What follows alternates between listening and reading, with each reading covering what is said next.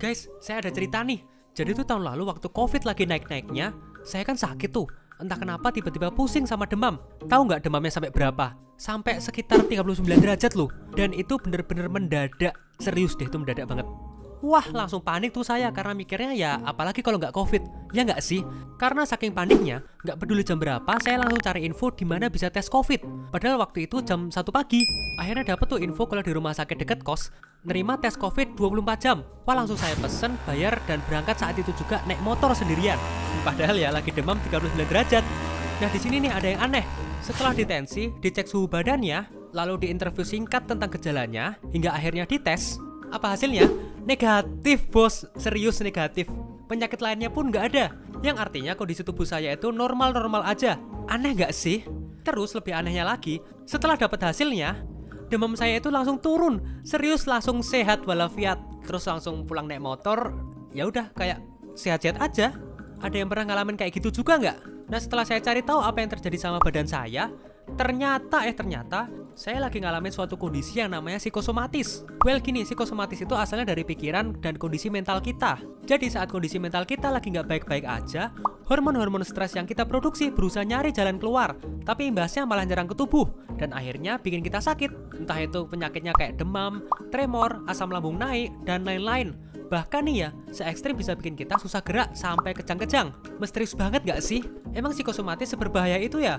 Gini teman-teman, psikosomatis itu nggak lepas dari gabungan antara kesehatan mental dan kesehatan fisik. Makanya sampai ada kan tuh yang bilang kita nggak bisa punya tubuh yang sehat tanpa mental yang sehat juga. Dan begitu pula sebaliknya, karena yang sebesar itu pengaruh mental, termasuk cara berpikir atas tubuh kita. Contohnya nih, kalian pernah dengar istilah placebo effect nggak? Fenomena ini tuh terjadi saat seseorang tersugesti untuk menjadi lebih baik. Contoh simpelnya aja nih, kita disuruh minum obat A yang dipercaya bisa bikin pinter. Padahal ya obat itu nggak ada zat kimia aktifnya sama sekali. Tapi efeknya, kita jadi ngubah pola pikir dan perilaku kita untuk jadi lebih pinter. Nah, itu tuh yang namanya placebo effect. Contoh nyatanya lagi nih, dan emang udah sering dipakai dalam dunia medis. Itu sama kayak kita waktu lagi sakit. Saat dokter ngasih obat placebo dan mencoba meyakinkan pasien kalau obatnya bakal bikin cepat sembuh, well, dengan sendirinya si pasien itu bakal mikir begitu. Dan setelah minum obat itu, pasien jadi merasa lebih sehat. Semua itu adalah kekuatan dari pikiran seseorang. Oke, sekarang udah kebayang gak sih psikosomatis itu apa?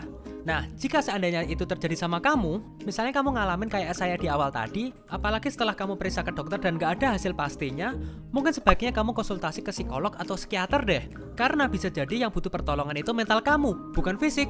Karena setelah saya analisa nih ya dari kondisi saya tadi, saya itu lagi stres gara-gara kerjaannya banyak. Dan waktu itu kan berita tentang COVID itu tersebar di mana-mana kan, dan bikin saya takut ternyata.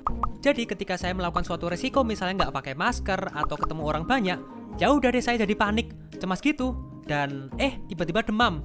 Tapi intinya ya, kamu harus bisa ngenalin kondisi mental kamu, supaya kamu bisa ngatasin rasa cemas, stres, takut, dan lain-lain.